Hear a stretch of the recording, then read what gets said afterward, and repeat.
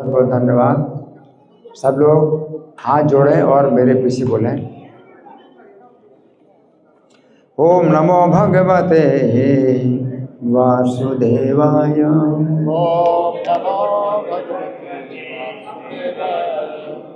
ओम नमो भगवते वासुदेवाय। ओम नमो भगवते वासुदेवाय। और आगे आइए, सब लोग आगे आइए। भगवत गीता का श्लोक है, भगवत गीता यथारूप, अध्याय 15। अध्याय का नाम है पुरुषोत्तम योग और श्लोक संख्या 17। तो आप लोग मेरे पीछे बोलें, मैं बहुत थोड़ा थोड़ा बोलूँगा ताकि आप बोल सकें। तो सब लोग बोलिए मेरे पीछे, उत्तमः पुरुषः त्वन्यः परमात्मेति उदाहृतः यो लोकत्रयम् आविश्य बिभर्ति अव्यय ईश्वरः। देखिए, ये भगवान के मुख से निकले शब्द हैं। आपके कानों को पवित्र करेंगे।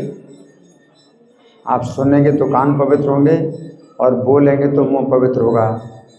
तो आप लोग अपना मुंह पवित्र करना चाहते हैं तो बोलिए, कान पवित्र करना चाहते हैं तो सुनिए। समझ में नहीं आता है तो भी कोई बात नहीं है, ये इतने पवित्र हैं, ना समझने पर भी ये कानों को पवित्र करते हैं और मुंह को पवित्र करते हैं। मेरे पीछे बोलिए, उत्तमः पुरुषः तो अन्यः परमात्मेति उदाहृतः यो लोकत्रयम् आविश्य बिभर्ति अव्यय ईश्वरः। और जोर से बोलिए, उत्तमः पुरुषः तु अन्यः परमात्मेति उदाहृतः यो लोकत्रयम् आविश्य बिभर्ति अव्यय ईश्वरः। धन्यवाद।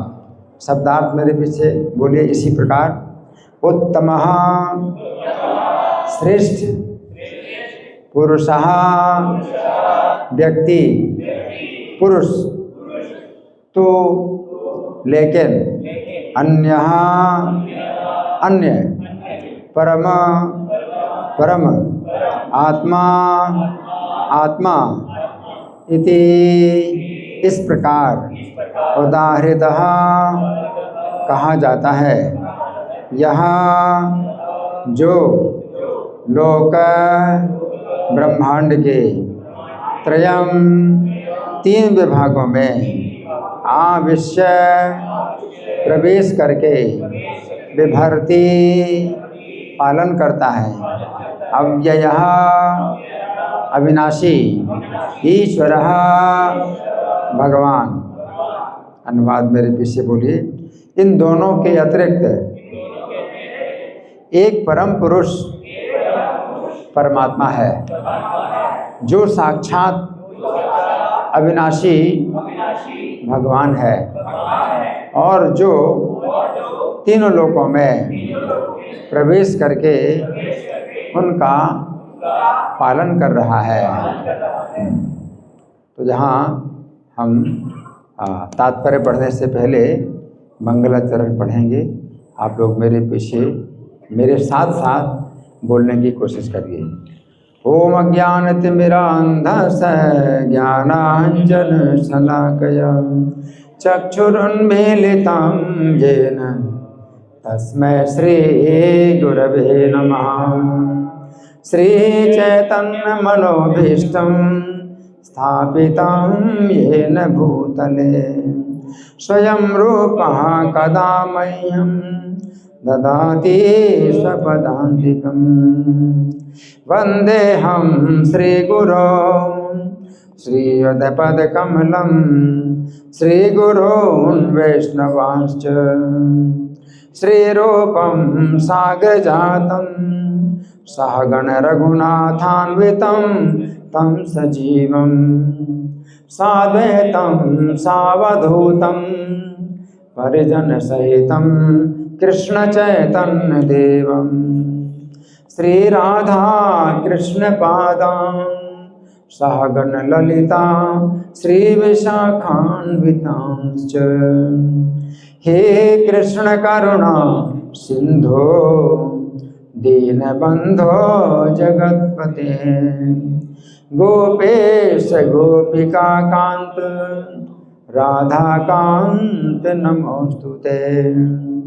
तप्त कांचन गौरांगी राधे वृंदावनेश्वरी वृषभानुसुते देवी प्रणमामि हरिप्रिये। वाञ्छाकल्पतरुभ्यश्च कृपा सिन्धुभ्य एव च पतितानां पावनेभ्यो वैष्णवेभ्यो नमो नमः। जय श्री कृष्ण चैतन्य प्रभु नित्यानंद श्री अद्वैत गदाधर श्रीवासादि गौर भक्त वृंद। हरे कृष्ण कृष्ण कृष्ण हरे हरे हरे राम राम राम हरे हरे। नमो विष्णुपादाय कृष्णप्रेष्ठाय भूतले श्रीमते भक्तिवेदांत स्वामिनिति नामिने। नमस्ते सरस्वती देवे गौरवाणी प्रचारिणे निर्विशेषा शून्यवादी पाश्चात्य देश तारिणे। श्लोक फिर से समझेंगे। यहाँ पर भगवान कह रहे हैं उत्तमः पुरुषः तु अन्यः। तू का मतलब है किंतु, किंतु उत्तम पुरुष तो अन्य ही है। तो पिछले श्लोक में भगवान ने जो बात कही थी उसी के संबंध में यहाँ पर बोल रहे हैं किंतु, है ना। तो पहले जो कुछ कहा तो उससे कुछ अलग बात है, इसलिए भगवान कह रहे हैं किंतु। तो पिछले श्लोक में भगवान ने क्षर पुरुष और अक्षर पुरुष दो प्रकार के पुरुषों का वर्णन किया था। क्षर पुरुष और अक्षर पुरुष दो प्रकार के पुरुषों का वर्णन किया था। पुरुष का मतलब जीवात्मा है ना। तो हम सब जो है जीवात्मा है ना। तो पुरुष हैं।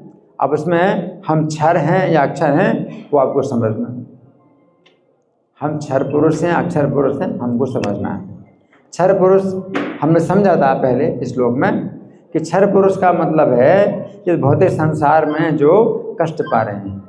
तो हम सभी जीव क्षर पुरुष हैं जहाँ पर कष्ट पा रहे हैं। जन्म मरण बुढ़ापा बीमारी, जन्म मरण बुढ़ापा बीमारी, लगातार इसी चक्र में हम जो है पिस रहे सड़ रहे।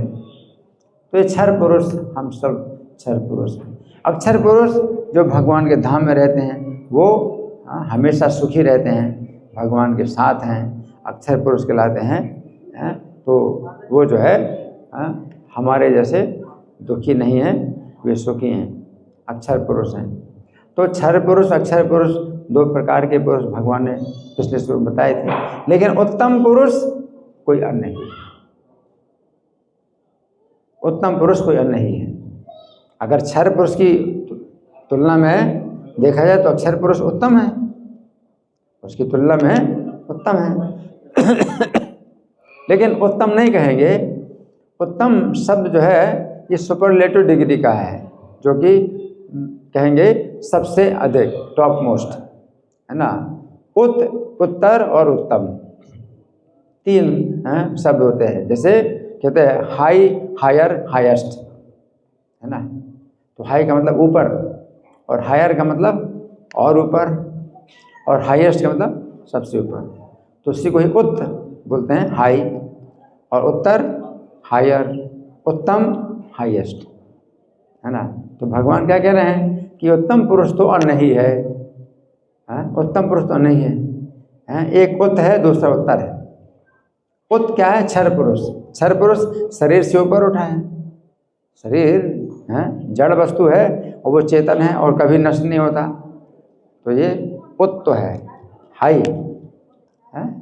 आप हम लोग कष्ट पा रहे हैं लेकिन नष्ट नहीं हो रहे, तो बहुत बड़ी जो है ये बात है, बहुत बड़ी बात है कि क्षर पुरुष, हम सब लोग जो क्षर पुरुष हैं, तो जन्म मरण के कष्ट में लगातार हम जो है घूम रहे हैं, लेकिन ना जन्म होता है ना मरण होता है ना, तो बड़ी बात है। उत है, हाई, हाई ये जो है चीज़ है, ऊंची चीज़। लेकिन हायर, हायर कौन है? अक्षर पुरुष, जो भगवान के धाम में भगवान की सेवा में लगे, है ना, तो वो जो है हायर है। तो नष्ट तो होते नहीं, बल्कि कष्ट भी नहीं पा रहे हैं। हम लोग नष्ट नहीं होते हैं लेकिन कष्ट पा रहे हैं, तो हाई उत है। लेकिन वो नष्ट नहीं हो रहे और कष्ट भी नहीं पा रहे हैं, तो हायर है। लेकिन हाईएस्ट तो कोई अन्य है, तीसरा अन्य है, उत्तम महापुरुष, तो यहाँ परमात्मा तुदाहृदः, वो परमात्मा कहलाता है। वो परमात्मा जो है वो हाईएस्ट है, उत्तम है वो। क्षर पुरुष उत्तम नहीं है और अक्षर पुरुष भी उत्तम नहीं है। एक उत है, दूसरा उत्तर है, उत्तम अक्षर, उत्तम पुरुष है अन्य, जिसको परमात्मा कहा जाता है। तो जीवों को जो है जीवात्मा कहा जाता है, परमात्मा नहीं कहा जाता। परमात्मा जो है श्री कृष्ण के विस्तार हैं, जो प्रत्येक जीव के साथ रहते हैं अलग अलग जैसे, जबकि विभक्त नहीं है, एक ही हैं, लेकिन अलग अलग जैसे प्रत्येक जीव के साथ रहते हैं, प्रत्येक जीव के मित्र की तरह रहते हैं। अविभक्तम च भूतेषु विभक्तमेव च स्थितम, वो विभक्त नहीं है, लेकिन विभक्त जैसे प्रत्येक जीव के साथ रहते हैं, तो वो परमात्मा है ना। तो परमात्मा जो है इस भौतिक जगत में प्रत्येक क्षर पुरुष के साथ में हृदय में निवास करते हैं, तो परमात्मा है। तो गीता के 15वें अध्याय के 15वें श्लोक में भी भगवान ने कहा कि सर्वस्य चाहम हृदय सन्निविष्टो, सबके हृदय में मैं निवास करता हूँ, सबके हृदय में मैं निवास करता हूँ। तो कृष्ण ही एक जो है अपना विस्तार करते हैं प्रत्येक जीव के हृदय में, और मत्ता स्मृति, स्मृति भी प्रदान करते हैं, स्मृति ज्ञान विस्मृति प्रदान करते हैं। तो उनकी स्थिति क्या है? उत्तम है ना। तो यहाँ भगवान कहे परमात्मा इति उदाहृतः यो लोकत्रयम् आविश्य, तो वो जो है तीनों लोकों में प्रवेश करते हैं। लोग जो लोकत्रयम् आविश्य विमर्थि अव्यय ईश्वर, और तीनों लोगों का पालन करते हैं, प्रत्येक जीव का पालन करते हैं, भोजन भी दे रहे हैं, तो सब जीवों को भोजन प्रदान कर रहे हैं, चाहे वो पानी में रहने वाले जीव हों उनको भी भोजन देते हैं, और आकाश में उड़ने वाले पक्षी उनको भी भोजन देते हैं, और जमीन में रहने वाले पशु पक्षी हैं, जितने भी कीड़े, सबको भगवान भोजन देते हैं विभर्ती। तो भोजन कौन दे रहा है? आप अपना भोजन बनाते हो क्या? नहीं बना सकते हैं। यहाँ फैक्ट्री में जो है नट बोल्ट बनते हैं, वो थोड़ी खाओगे, है ना। भोजन तो भगवान ही दे रहे हैं, है ना। आप भोजन मतलब कुछ भी बनाते हो, जैसे अच्छे अच्छे पकवान बनाते हो, व्यंजन बनाते हो, लेकिन जो अन्न है वो तो भगवान ही पैदा कर रहे हैं, अन्न से बनाते हैं ना आप। अन्न है, फल है, सब्जी है, वो फैक्ट्री में थोड़ी बनती है, भगवान की फैक्ट्री बनती है, और मिट्टी से बनाते हैं भगवान सब। उनकी जो है कैसी शक्ति है, तो वो उत्तम पुरुष हैं। कोई क्षर पुरुष ये काम नहीं कर सकता, अक्षर पुरुष भी ये काम नहीं कर सकता, उत्तम पुरुष ये काम करते हैं, सब जीवों का पालन करते हैं, सब जीवों को भोजन देते हैं। जो लोक त्रयम आवश्य, चाहे पृथ्वी के जीव हों और चाहे स्वर्ग के जीव हों और चाहे पृथ्वी के नीचे सप्त पाताल हैं वहाँ पर रहने वाले जीव, वहाँ पर पृथ्वी के नीचे जो सप्त पाताल हैं, 7 पाताल हैं, वहाँ सूर्य कभी प्रकाश नहीं जाता, लेकिन वहाँ पर दिन रात का अंतर नहीं होता। जैसे बेसमेंट में कई बार देखा ना आपने, पालिका बाजार बेसमेंट में, तो वहाँ दिन रात का अंतर नहीं होता। अगर लाइट चली जाएगी तो दिन में भी पूरा अंधेरा हो जाएगा, तो दिन रात का कोई अंतर नहीं, लेकिन लाइट जो है हमेशा रहती है। उसी प्रकार सप्त पाताल पृथ्वी के नीचे हैं, वहाँ पर सूर्य का प्रकाश नहीं जाता, तो दिन रात का कोई अंतर नहीं होता, लेकिन लाइट हमेशा रहती है। वहाँ सांपों के जो है, जो सिर में मणियाँ होती हैं, उनसे प्रकाश होता है, ट्यूबलाइट का। सांपों के सिर में मणियाँ होती हैं, उनसे ट्यूबलाइट का प्रकाश रहता है, तो हमेशा जो है प्रकाश रहता है। तो वहाँ भी जो है कितने जीव हैं, कितनी जनसंख्या, 7 पाताल में, वहाँ भी भगवान सबका पालन करते हैं, सबको भोजन देते हैं। और स्वर्ग के जो देवता हैं उनको भी भोजन भगवान ही देते हैं। तो वो उत्तम पुरुष वो हैं जो सब जीवों का पालन करते हैं और अपने धाम में हैं, वही भगवान उत्तम पुरुष। तो जितने अक्षर पुरुष हैं सब उनकी सेवा करते हैं। तो यहाँ पर भगवान कह रहे हैं कि वो परमात्मा, ईश्वर, उन्हीं को कहा जाता है जो उत्तम पुरुष है ना। अब हम सुनेंगे प्रभुपाद तात्पर्य में क्या लिखते हैं। श्रील प्रभुपाद की जय। इस श्लोक का भाव कठोपनिषद 2:2-13 तथा श्वेताश्वर उपनिषद में 6:13 अत्यंत सुंदर ढंग से व्यक्त हुआ है। वहाँ ये कहा गया है कि असंख्य जीवों के नियंता, जिनमें से कुछ बद्ध हैं और कुछ मुक्त हैं, एक परम पुरुष है जो परमात्मा है। उपनिषद का श्लोक इस प्रकार है, नित्यो नित्यानाम चेतनश्चेतना नाम।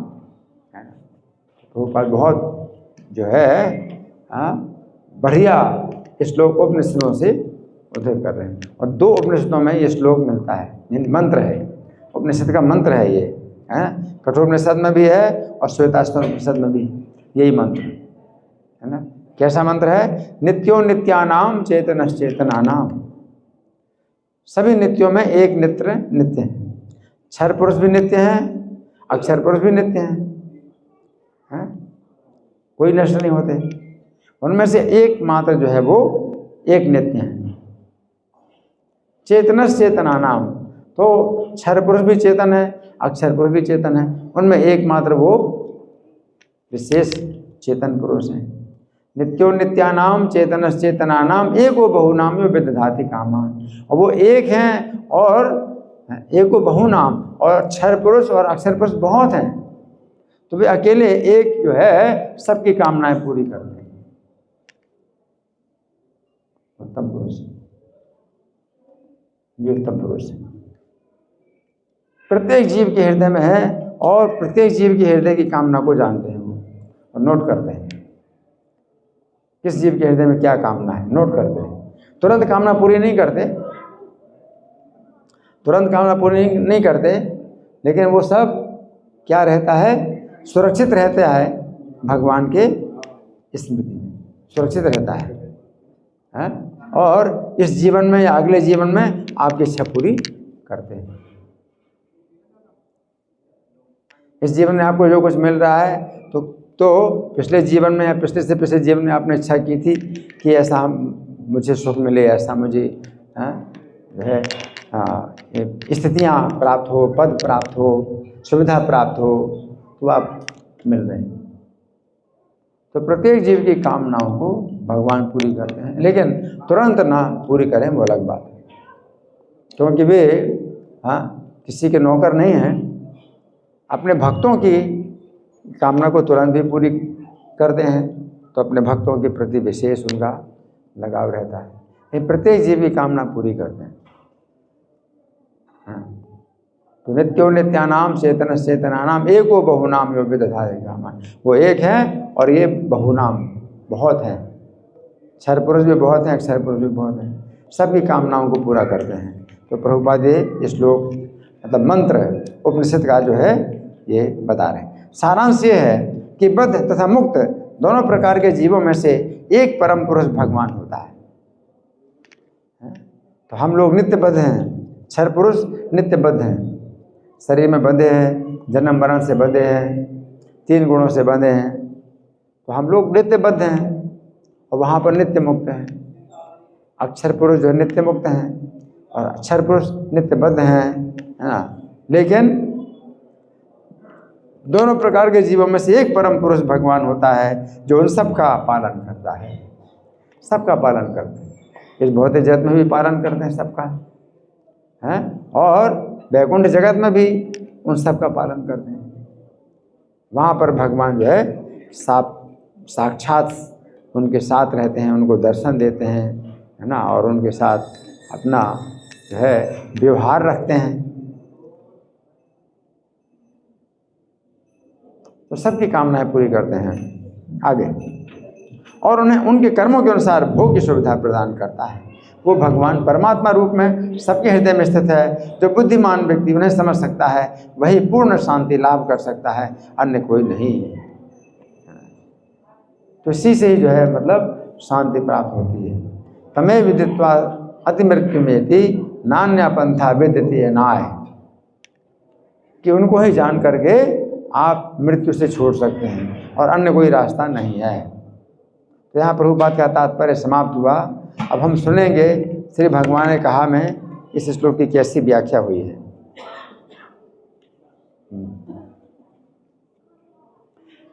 पिछले श्लोक में श्री कृष्ण ने वेदों के सार तत्व का पहला बिंदु बताया था। पिछले श्लोक में श्री कृष्ण ने वेदों के सार तत्व का पहला बिंदु बताया था कि भौतिक जगत में 2 प्रकार के पुरुष हैं, क्षर पुरुष और अक्षर पुरुष। उस समय अर्जुन के मन में इस प्रकार की जिज्ञासा उत्पन्न हुई। श्री कृष्ण ने मुझे वेदों का पहला बिंदु तो बताया है, परंतु अब वेदों का दूसरा बिंदु क्या है। अर्जुन के मन में जिज्ञासा हुई। वेदों का पहला बिंदु तो बताया श्री कृष्ण ने, क्या, क्षर पुरुष और अक्षर पुरुष, परंतु दूसरा बिंदु क्या है अर्जुन के मन में। अंतर्यामी होने के कारण श्री कृष्ण अर्जुन के मन की जिज्ञासा को समझ गए। अतः उन्होंने इस श्लोक में बताया है कि क्षर तथा अक्षर इन दोनों से उत्तम पुरुष श्री कृष्ण ही हैं, क्योंकि वही क्षर और अक्षर दोनों ही प्रकार के पुरुषों का पालन करते हैं। तो यहाँ पर श्री कृष्ण क्षर पुरुष अक्षर पुरुष इन 2 प्रकार के पुरुषों की बात बताकर तू शब्द का प्रयोग कर रहे हैं। तू शब्द का अर्थ है किंतु। किंतु शब्द का प्रयोग उस समय किया जाता है जिस समय पहले कही हुई बात से कुछ अलग ही बात बताई जाती है। चूँकि श्री कृष्ण अब एक अन्य पुरुष की बात बताना चाहते हैं तो क्षर और अक्षर इन दोनों प्रकार के पुरुषों से विलक्षण है, इसलिए श्री कृष्ण यहाँ पर तू अथवा किंतु शब्द का प्रयोग कर रहे हैं। यहाँ पर श्री कृष्ण अपने लिए अन्य शब्द का प्रयोग कर रहे हैं। अन्य शब्द का अर्थ है अन्य। इसका अर्थ है कि क्षर अथवा अक्षर कोई भी पुरुष श्री कृष्ण के समान नहीं बन सकता है। श्री कृष्ण सदा अन्य पुरुष बने रहते हैं। ये बात समझने की है कि प्रेम तभी संभव है जब 2 व्यक्ति अलग अलग होते हैं। ये विचार उचित नहीं है कि हम श्री कृष्ण से एक हो जाएं। श्री कृष्ण हमेशा अन्य है, तभी तो प्रेम होगा। जब 2 होंगे तभी तो प्रेम होगा, है ना। तो ये विचार सही नहीं है कि हम श्री कृष्ण से एक हो जाएं अथवा श्री कृष्ण में मिल जाएं। नहीं, हमें श्री कृष्ण से प्रेम करना है, क्योंकि श्री कृष्ण जैसा कोई अन्य पुरुष नहीं है ना। श्री कृष्ण जैसा कोई अन्य पुरुष नहीं है। हमें श्री कृष्ण से प्रेम करना है, क्योंकि श्री कृष्ण ही वास्तव में पुरुष हैं। पुरुष का अर्थ है ऐसा व्यक्ति जो पूर्ण रूप से स्वतंत्र हो। पुरुष का मतलब ऐसा व्यक्ति जो पूर्ण रूप से स्वतंत्र हो। जो क्षर पुरुष हैं वे श्री कृष्ण से स्वतंत्र होकर माया को भोगना चाहते हैं, परंतु वे माया के द्वारा बंदी बने हुए हैं। क्षर पुरुष क्या है, स्वतंत्र नहीं है। वो माया को भोगना चाहते हैं, श्री कृष्ण से स्वतंत्र होकर के माया को भोगना चाहते हैं, तो माया उनको बंदी बना लेती है। माया के द्वारा बंदी हैं। इसके अतिरिक्त जो अक्षर पुरुष हैं वे श्री कृष्ण की सेवा में लगे हुए हैं, और इस प्रकार वे माया के चंगुल से छूटे हुए हैं। इस प्रकार इस भौतिक जगत में जितने भी जीव हैं वे सभी सेवक हैं, या तो माया की सेवा में लगे हैं अथवा श्री कृष्ण की सेवा में लगे हैं। सभी से उनमें से कोई भी स्वतंत्र अथवा स्वामी नहीं है, केवल श्री कृष्ण ही स्वतंत्र और स्वामी है। तो यहाँ पर श्री कृष्ण कह रहे हैं कि क्षर पुरुष और अक्षर पुरुष इन दोनों प्रकार के पुरुषों से उत्तम पुरुष तो कोई अन्य ही है। उत्तम शब्द का अर्थ है सर्वोच्च। हमें समझना चाहिए 3 शब्द एक दूसरे से बढ़कर हैं, उत्तर और उत्तम।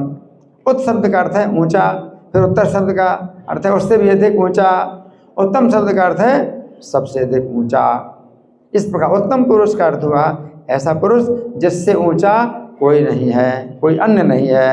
यदि हम अक्षर पुरुष की तुलना करें तो हम कह सकते हैं कि अक्षर पुरुष अर्थात श्री कृष्ण की सेवा में रत जीवात्माएं उत्तर पुरुष हैं, अर्थात श्री कृष्ण की सेवा में रत जीवात्माएं उन जीवात्माओं से उच्चतर हैं जो माया की सेवा में लगे हुए हैं। परंतु श्रेष्ठतम अथवा उत्तम पुरुष तो श्री कृष्ण ही हैं। इसका अर्थ यह भी है कि सर्वोच्च सत्य निराकार नहीं है। तो जो निराकारवादी हैं वो क्या कहते हैं कि परम सत्य निराकार है, नहीं, परम सत्य निराकार नहीं है। सर्वोच्च सत्य एक पुरुष है जिसका आकार है, वो सर्वोच्च पुरुष श्री कृष्ण ही है। अल्पज्ञानी लोग परम सत्य को निराकार मानते हैं, परंतु परम सत्य एक दिव्य पुरुष है। जिस प्रकार हम सभी जीव हैं और हम सबका अपना अपना व्यक्तित्व है, उसी प्रकार परम सत्य एक व्यक्ति है और श्री कृष्ण की अनुभूति ही परम सत्य की सर्वोच्च अनुभूति है।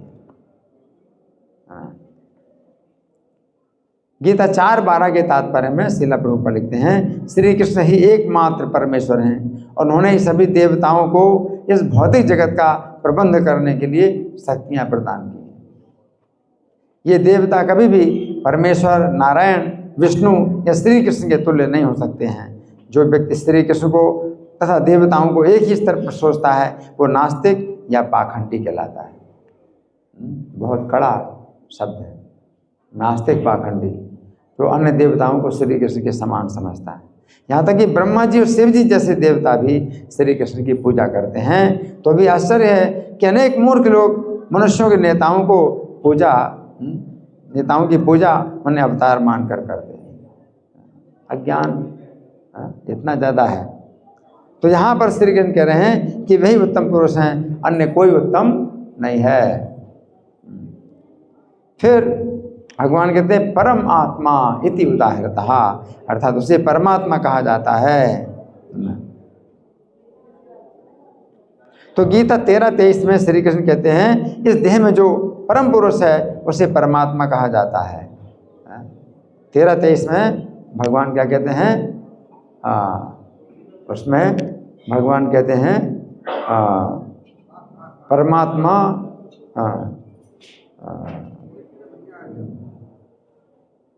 13वें अध्याय का 23वां श्लोक है ना। तो भगवान कहते हैं किसका श्लोक 13-23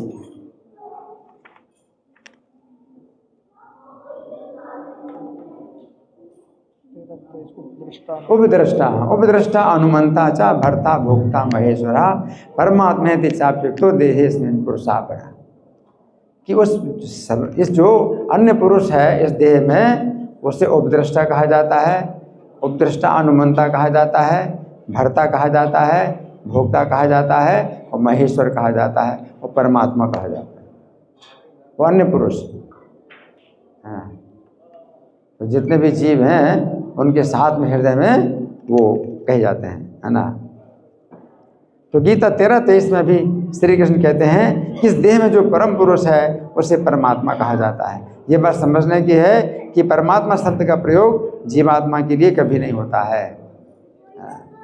भागवत 10:73-16 में कहा गया है कि उन श्री कृष्ण परमात्मा को नमस्कार है जो अपनी शरण में आए हुए लोगों के कष्टों को दूर करते हैं। चैतन्य चरितामृत आदि लीला 2:18 में कहा गया है कि जिन्हें योग शास्त्रों में अंतर्यामी परमात्मा कहकर वर्णित किया जाता है वे भी गोविंद के निजी विस्तार हैं। इसका अर्थ है परमात्मा शब्द का प्रयोग श्री कृष्ण के ही लिए किया जाता है, किसी भी जीव के लिए नहीं। तो हम लोग क्या हैं, हम लोग परमात्मा नहीं हैं, हम लोग क्या हैं, जीवात्मा। है ना। हम जीवात्मा है, एक ही शरीर में रहते हैं, है ना, और परमात्मा सबके शरीर में रहते हैं, है ना। उक्त ग्रंथ के उसी अध्याय के अंतर्गत प्यार संख्या 25 के तात्पर्य में श्रील प्रभुपाद लिखते हैं, आरोह पद्धति से परम सत्य के निर्विशेष ब्रह्म अंतर्यामी परमात्मा का साक्षात्कार किया जा सकता है, किंतु परम दिव्य पुरुष का नहीं। तो श्रील प्रभुपाद की इस बात से सूचना प्राप्त होती है कि परमात्मा शब्द का प्रयोग श्री कृष्ण के ही लिए किया जा सकता है, अन्य किसी भी जीव के लिए नहीं। भागवत 1.2.33 के तात्पर्य में श्रील प्रभुपाद लिखते हैं, जिस प्रकार काष्ठ से अग्नि प्रकट होती है, क्या, जिस प्रकार काष्ठ मतलब लकड़ी, जिस प्रकार लकड़ी से अग्नि प्रकट होती है, या दूध से मक्खन निकलता है, दूध से क्या निकलता है, मक्खन निकलता है, उसी प्रकार परमात्मा रूप में भगवान की उपस्थिति उनके विषय में श्रवण और कीर्तन की विधि के द्वारा अनुभव की जा सकती है। तो परमात्मा है अपने अंदर। अनुभूति आप अगर करना चाहते हैं तो कैसे करोगे, श्रवण कीर्तन की विधि से। जैसे अभी आप सुन रहे हैं और मैं बोल रहा हूँ, तो आप श्रवण कर रहे हैं और मैं कीर्तन कर रहा हूँ, तो ऐसे श्रवण कीर्तन की विधि से परमात्मा की अनुभूति की जा सकती है ना।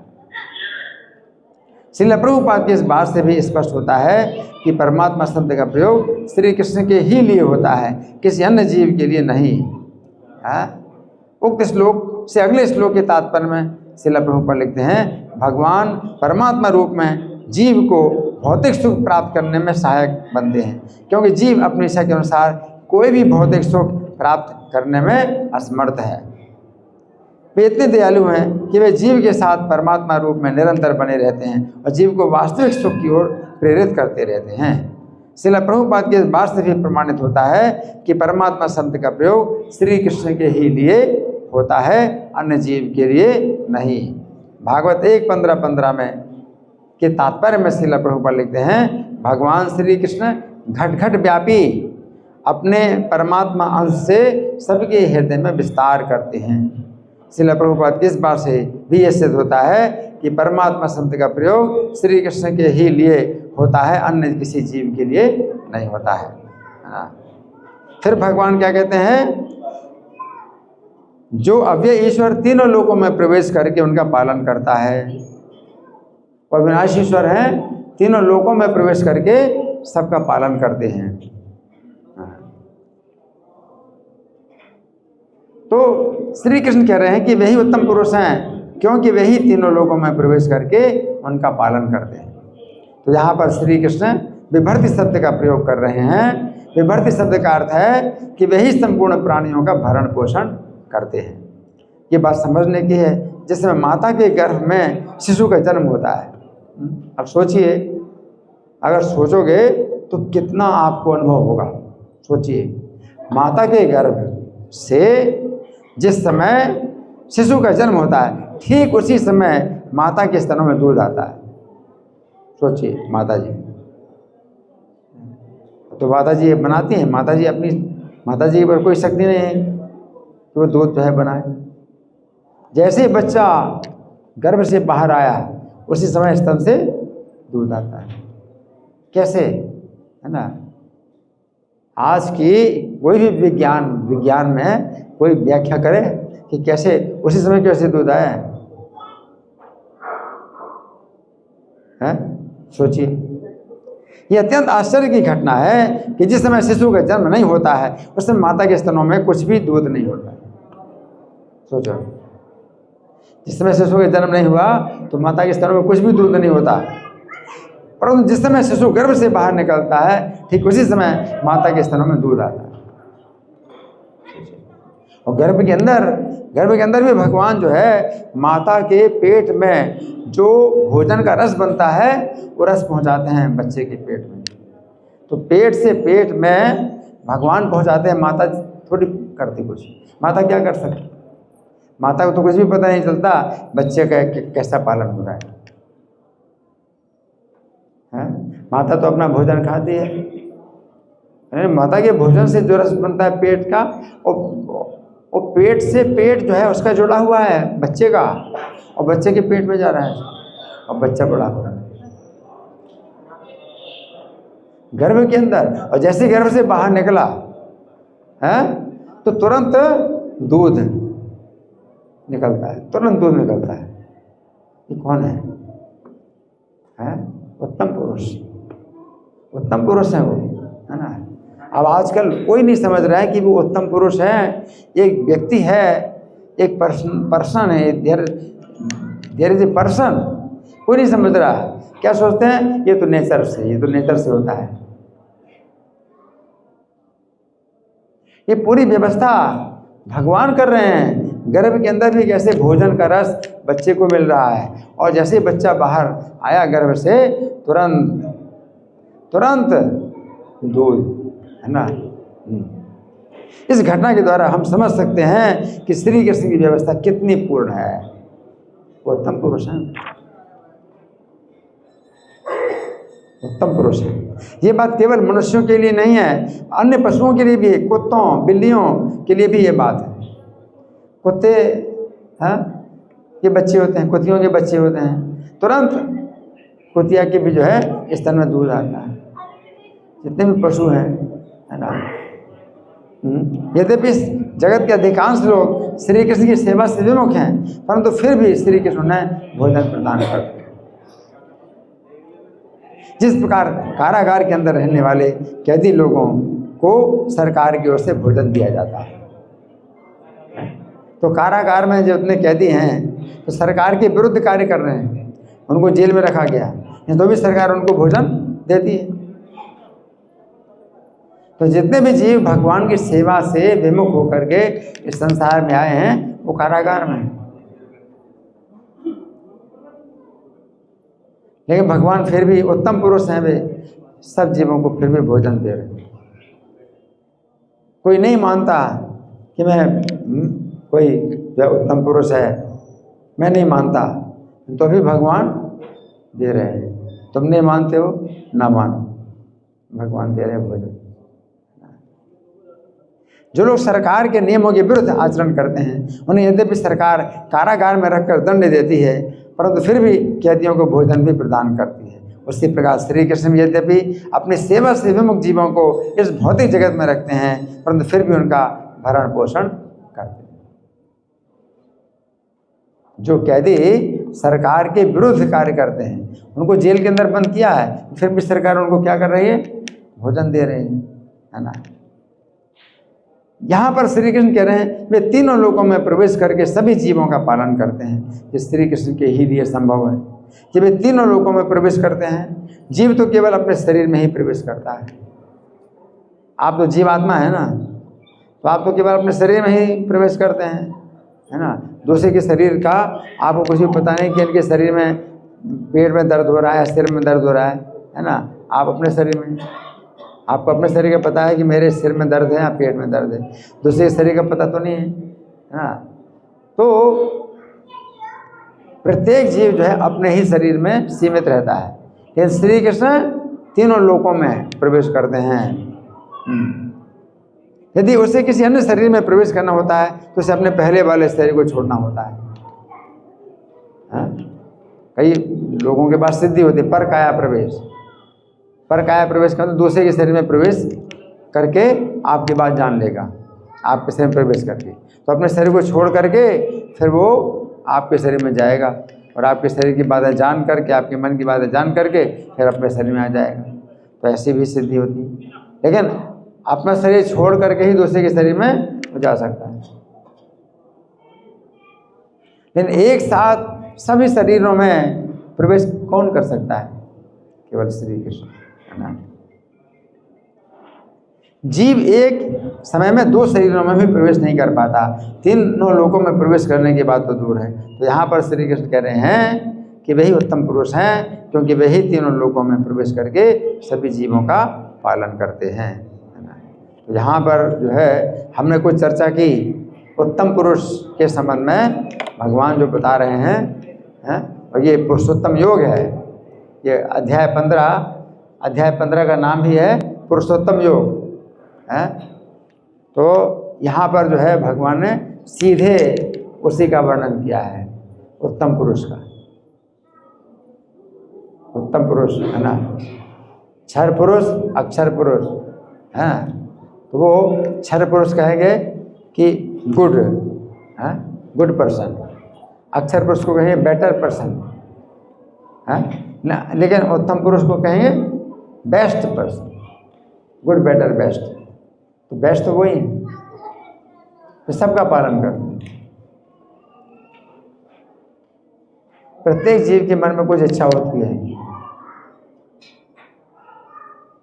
किसी की सुविधाओं को देख करके उसको लगता है मुझे भी ये सुविधा मिले, तो भगवान नोट कर लेते हैं, अगले जीवन में उसको फिर वो भी सुविधा देंगे। और कोई जीव अगर सोचता है कि नहीं मुझको इस संसार में दुख क्यों मिल रहा है,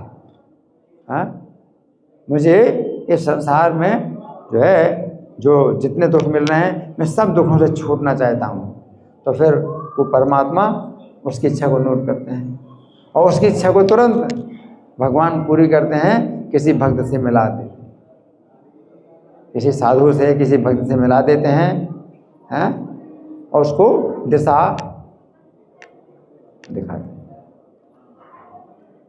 किसी भी जीव के मन में अगर ये इच्छा पैदा हो जाए कि इस संसार में मुझे जो है क्यों दुख मिल रहा है, मैं क्यों दुख मिल रहा है, मैं क्यों दुख पा रहा हूँ, मुझे सब प्रकार के दुखों से छूट करके नित्य सुख प्राप्त करना, सच्चा सुख प्राप्त करना, तो वो जो है फिर आपको आपके पास भेज देते हैं, किसी साधु को या किसी गुरु को भेज देते हैं, या आपको मिला देते हैं, उससे मिलन हो जाता है।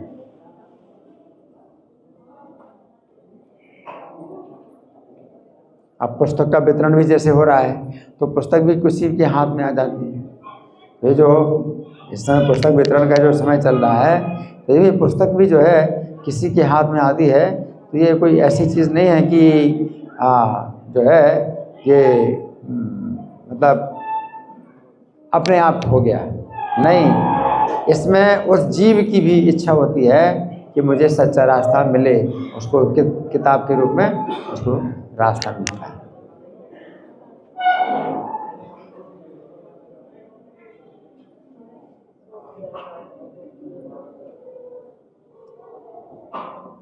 जिस समय अमेरिका में हिप्पी आंदोलन चल रहा था, उस समय प्रभुपाद को भगवान ने अमेरिका भेज दिया, क्योंकि वे सुख ढूंढ रहे थे, वे सच्चा सुख ढूंढ रहे थे, तो उन्होंने घर बार छोड़ दिया। अपने जो है बड़े अमीर घराने के बच्चे, उन्होंने घर बार छोड़ दिया, सच्चा सुख ढूंढ रहे थे। लेकिन सच्चा सुख कहाँ ढूंढ रहे थे? जहाँ नहीं है।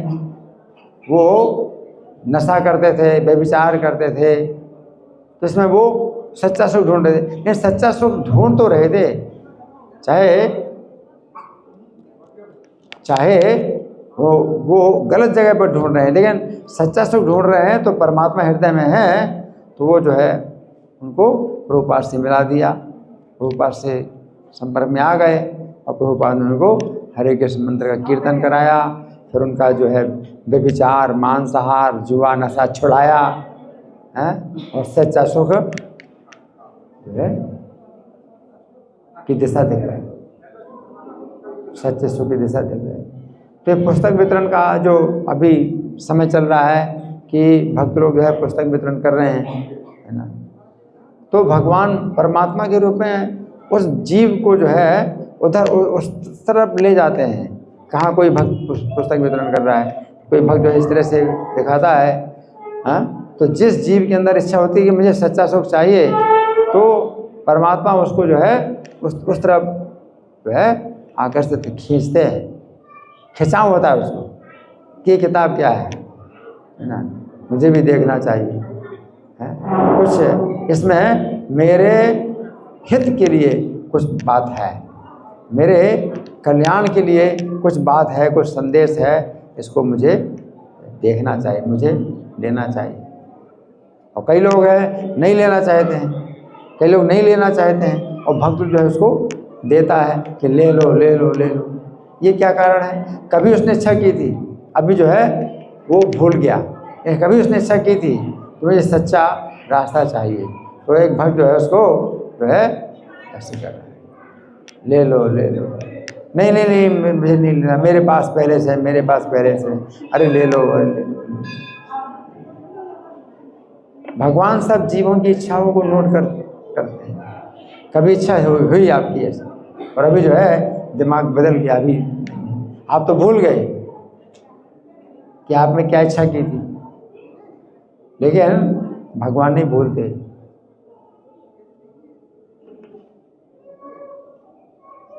तो इस तरह से जो है वे भगवान हैं जो पुरुषोत्तम हैं, वे प्रत्येक जीव के हितैषी हैं, सबके प्रत्येक जीव के साथ रहते हैं। और उसकी इच्छा है कि मुझे ऐसे सुख मिलेगा। तो परमात्मा भगवान जो पुरुषोत्तम हैं वो कहते हैं ठीक है, इस तरह से भी ट्राई कर लो, अगर तुम्हें सुख मिल जाए तो सुख पालो, और सुख नहीं मिलने वाला ये जीव जो है इच्छा कर रहा है, नहीं हाँ ऐसे में सुख मिलेगा, वैसे में सुख मिलेगा, है ना। तो भगवान जो है उसकी इच्छा को पूरी करते हैं, जबकि भगवान जानते हैं कि इसको सुख नहीं मिलने वाला है, लेकिन ये अपनी जिद कर रहा है, ठीक है इसकी जिद को पूरी कर दो।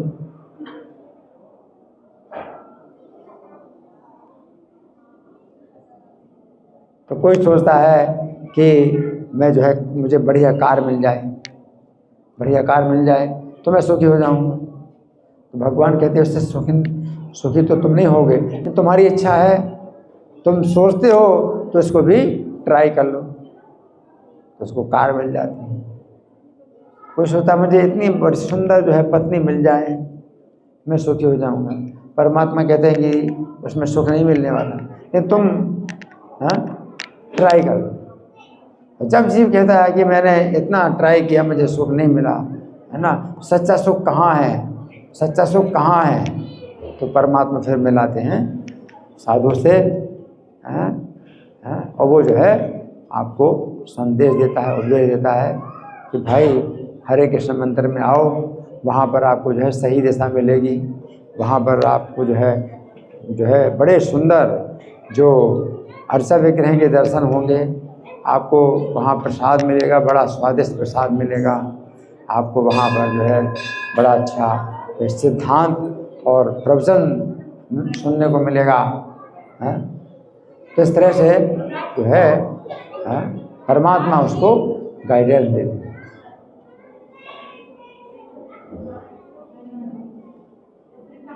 तो जो भक्त हैं वो भी भगवान के हाथ की कठपुतली हैं, भगवान के हाथ की कठपुतली हैं, और वो भक्त जो है किसी से मिलता है, किसी से बात करता है, भगवान उसको जो है मिला देते हैं उससे। एक भक्त जो है, बम्बई की घटना है, एक भक्त जो है किसी दरवाजे को खटखटाता है, उसने दरवाज़ा खटखटाया तो अंदर जो है माता जी थी, तो दरवाज़ा खोला उन्होंने, दरवाज़ा खोला और माता जी ने पूछा कि बोलो आपने किस लिए दरवाज़ा खटखटाया। तो भक्त बोला मैं आपके लिए एक बहुत बढ़िया उपहार लाया हूँ, ये भगवत गीता की पुस्तक लाया हूँ, ये आप ले लो। तो माता जी बोली कि अगर तुम नहीं आए होते तो तुम्हें पता नहीं मैं क्या करने वाली थी। तो अंदर ले गई और उसने दिखाया कि वो कमरे में उसने फांसी का फंदा लगाया था, उसमें वो फांसी लगाने वाली थी, अपनी आत्महत्या करने वाली। अब वो इस बात को ना तो भक्त जानता है कि उसने दरवाज़ा क्यों खटखटाया, ये परमात्मा ने उसको जो है प्रेरणा दी कि दरवाज़ा खटखटाओ, यहाँ पर किसी जीवात्मा को आवश्यकता है।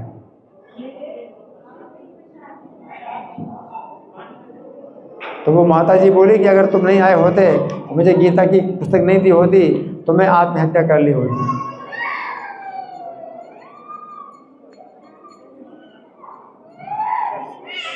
तो वे भगवान उत्तम पुरुष हैं। ऐसी बहुत सी घटनाएं होती हैं कि कोई किसी की रक्षा कर लेता है।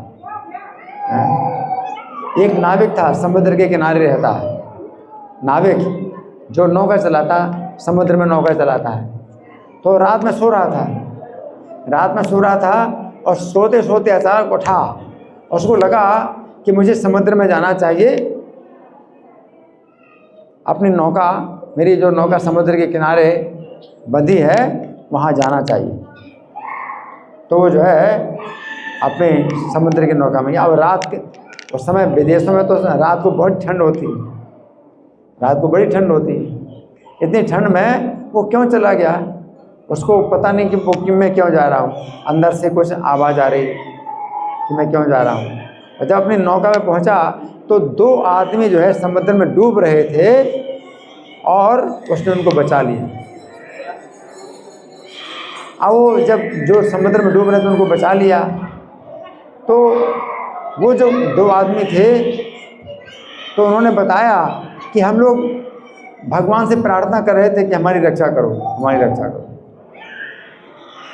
तो वो समुद्र में डूबने वाले 2 आदमी जो है भगवान से प्रार्थना कर रहे थे कि हमारी रक्षा करो, हमारी रक्षा करो।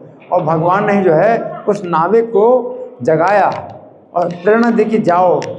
और वो नाविक भी नहीं जानता कि मैं क्यों जा रहा हूँ। जब नौका में गया और देखा कि 2 आदमी डूब रहे हैं, उनको नौका में बिठा करके ले आए।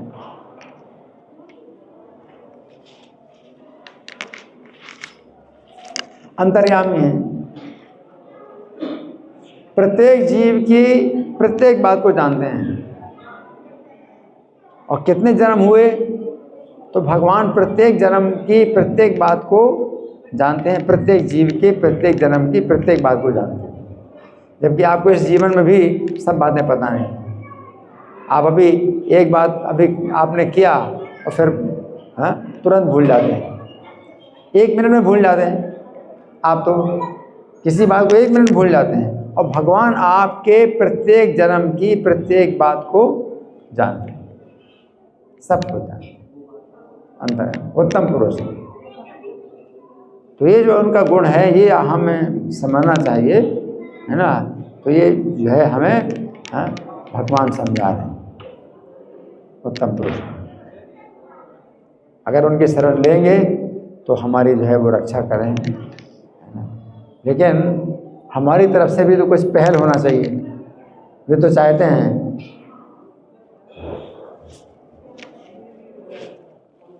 लेकिन अब वो क्या करें, हमने इच्छा की थी उनको भूलने की,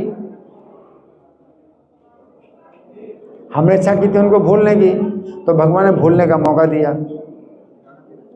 अब भगवान चाहते हैं कि याद करो, अब भगवान चाहते हैं कि तुम याद करो। वो तो तैयार हैं आपकी रक्षा करने के लिए, वो तैयार हैं, याद करो। इसलिए हम क्या कहते हैं, हरे कृष्ण मंत्र का जाप करो। ये पुस्तकें हैं, पुस्तकें पढ़ो, पुस्तकें वितरण करो। लोगों किसी को आप पुस्तक देते हो तो उत्तम पुरुषोत्तम भगवान का ये कार्य है कि आप जो है उनके निकट आप किसी व्यक्ति को ला रहे हैं। ये पुस्तक जो है कोई ऐसी बात नहीं है, ऐसी चीज़ नहीं है कि भाई ये 60 रुपए की है, 200 रुपए की किताब है। ये ऐसे ही है जैसे और भी चीज़ें हम बेचते हैं, तो ऐसी चीज़ नहीं है, ऐसी चीज़ नहीं है। ये तो भगवान जो आपके हृदय में बैठे हैं वे जो है चाहते हैं कि आप इस संसार के जन्म मरण से छूटें, है ना। वो चाहते हैं, है ना। तब आप जो है किसी को दे सकते हैं किताब, जब वो चाहेंगे तब आप दे सकते हैं। और आपको यही प्रार्थना करना चाहिए कि मुझे अपनी सेवा में लगाओ। आप हरे कृष्ण मंत्र का जाप करते हैं कि मुझे अपनी सेवा में लगाओ, भगवान से प्रार्थना करते हैं, तो वो सेवा जो है आपको देते हैं कि आप ये किताब आप दो, किसी को दो किताब। तो इस समय जो है ये चल रहा है मैराथन की भाई आप जो है किताबें बांटो, लोगों को दो। और ये चीज़ जो है ऐसी चीज़ है कि उसको जो है आपने एक दिशा दे दी, एक रास्ता दे दिया कि कभी भी पढ़ेगा तो उसको जो है सही दिशा प्राप्त होगी जीवन की। मनुष्य के जीवन का जो असली संदेश है, लाभ है, उसको प्राप्त होगा। और इसके बिना वो फिर कितने कितने जन्म तक मनुष्य का शरीर भी नहीं प्राप्त करेगा, और कर्मों के अनुसार कितनी कितनी योनियों में भटकेगा। तो आप कितनी बड़ी रक्षा कर रहे हैं, ये पुस्तक दे करके उसकी आप कितनी बड़ी रक्षा कर रहे हैं कि अगले जीवन में उसको कहाँ जो है दुर्गति मिलेगी, कितनी दुर्गति मिलेगी, और आप उसकी रक्षा कर रहे हैं। ये बहुत बड़ी रक्षा का कार्य है। ये पुस्तक जो है अगर आप देते हैं तो धन्यवाद। ग्रंथराज श्रीमद् भगवद गीता की जय, श्रील प्रभुपाद की जय। हरे कृष्णा।